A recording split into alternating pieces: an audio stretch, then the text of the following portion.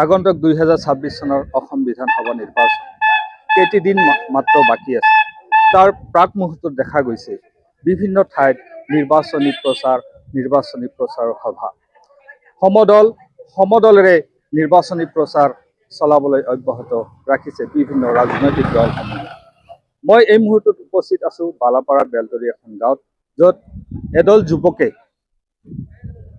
ভাৰতীয় জাতীয় কংগ্ৰেছ দলৰ মনোনীত প্ৰাৰ্থী নুৰুল ইছলামৰ হৈ প্ৰচাৰ চলাইছে। মই সতীৰ্থক সবিশেষ দেখাবলৈ যত্ন কৰিম। এয়া এনেদৰে নুৰুল ইছলামৰ হৈ 17 নং ছিজন গ্ৰাম বিধানসভা সমষ্টিৰ মনোনীত প্ৰাৰ্থীৰ প্ৰচাৰ চলাইছে। আজি আচলতে ঘৰে ঘৰে অভিযান চলাইছে। নুৰুল ইছলামৰ আমি আজি ঘৰে ঘৰে অভিযান লৈ ওলাই আহিছো। আমি ৰাইজৰ স্বতঃস্ফূৰ্ত মানে সঁহাৰি পাইছো। তো গতিকে আমি অলৰেডি আধাতকৈ বেছি সম্পূৰ্ণ হৈছে।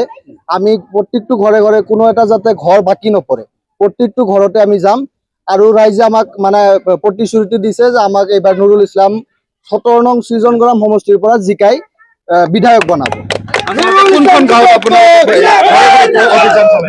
এতিয়া আমি বেলতলী চিংগলটোল গাঁৱত আছো। এতিয়া আমি ইয়াতে অভিযান চলাই আছো। ইয়াৰ পিছত আমি বালাপাৰাত মানে অভিযান চলাম। এগৰাকী কংগ্ৰেছ দলৰ জ্যেষ্ঠ নেতা আছে, তেওঁৰ পৰা জানিব। ধন্যবাদ। আমাৰ মানে টাইমন আসামৰ পক্ষৰ পৰা আমি ধন্যবাদ জনাইছো। আমাৰ ফালৰ পৰা আমি আমাৰ যুৱ কংগ্ৰেছৰ সভাপতি, আমাৰ মণ্ডল কংগ্ৰেছৰ সভাপতি, মণ্ডল কংগ্ৰেছৰ বিষয়ববীয়াসকল, যুৱ কংগ্ৰেছৰ বিষয়ববীয়াসকল সবাইকে লৈ আমি ঘৰে ঘৰে গেছো। আমাৰ এই অঞ্চলৰ যিমান মুৰব্বী আছে, যুৱক আছে, সবাইকে লৈ আমি ঘৰে ঘৰে গেছো। আমি সম্বৰ্ধনা জনাইছো। আমি যথেষ্ট সঁহাৰি পাইছো। আমাৰ প্ৰাৰ্থী নুৰুল ইছলামক হাতৰ ছবিত তেওঁলোকে নিজে মুখে স্বীকাৰ কৰিছে। আপোনালোকে ফুটেজ চাব, নিজে মুখে স্বীকাৰ কৰিছে। আগন্তুক 9 তাৰিখত নুৰুল ইছলামক হাতৰ ছবিত ভোট দিব বুলি আমি আশা ৰাখিছো। এজন যুৱকৰ পৰা জানিবলৈ চেষ্টা কৰিম। নুৰুল ইছলাম কেনেদৰে প্ৰচাৰ চলাইছে সমগ্ৰ সমষ্টিত? সমগ্ৰ 17 নং ছিজন গ্ৰাম সমষ্টিত আমাৰ ভাৰতীয় জাতীয় কংগ্ৰেছ দলৰ মনোনীত প্ৰাৰ্থী নুৰুল ইছলাম ডাঙৰীয়া তেওঁ বিপুল ভোটত জয়যুক্ত হ'ব। আজি আমি আমাৰ বালাপাৰা গাঁও পঞ্চায়তৰ অন্তৰ্গত বেলতলী গাঁৱত ঘৰে ঘৰে অভিযান চলাইছো। আপোনালোকে চাবলৈ পাইছে বিপুল সঁহাৰি, তেওঁ বিপুল ভোটত জয়যুক্ত হ'ব ইনশাআল্লাহ। ৰেজাউল কৰিম চৰকাৰৰ নিচেই কাষৰ অঞ্চল এই বেলতলী অঞ্চলটো। এই অঞ্চলত কংগ্ৰেছ দলৰ বিশেষ সঁহাৰি দেখা গৈছে। এই ক্ষেত্ৰত কি ক'ব? নিশ্চিতভাৱে ৰেজাউল কৰিম চৰকাৰে এটা সংগঠন কৰিছিল, তেওঁ কিন্তু দল কৰা নাই। দল আৰু সংগঠন দুটা পৃথক জিনিস।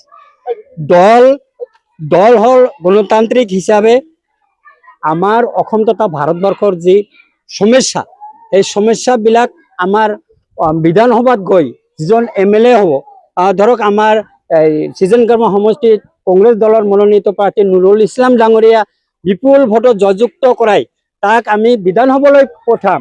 বিধানসভাত পঠোৱাৰ পিছত সেই বিধানসভাত যি আইন প্ৰণয়ন হ'ব, সি তাক যথেষ্ট গৰিহণা যোগাব বুলি আশাবাদী।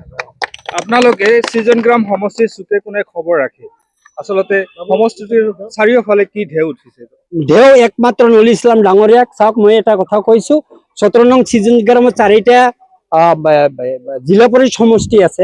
4টা জিলা পৰিষদৰ সমষ্টিৰ সদস্যই নুৰুল ইছলাম ডাঙৰীয়াৰ লগত আছে।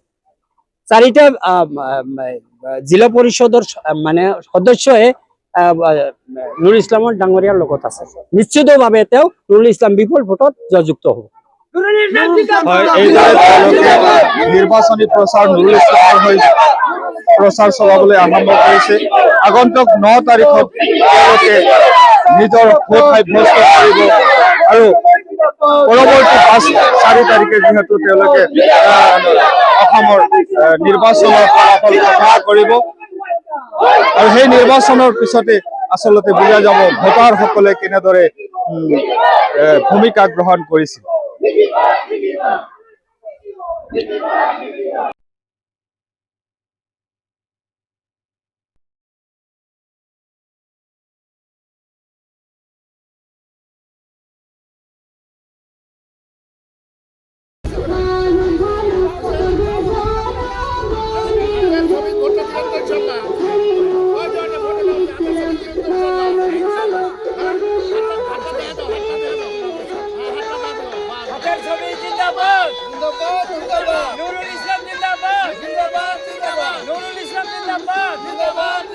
কংগ্ৰেস জিন্দাবাদ জিন্দাবাদ জিন্দাবাদ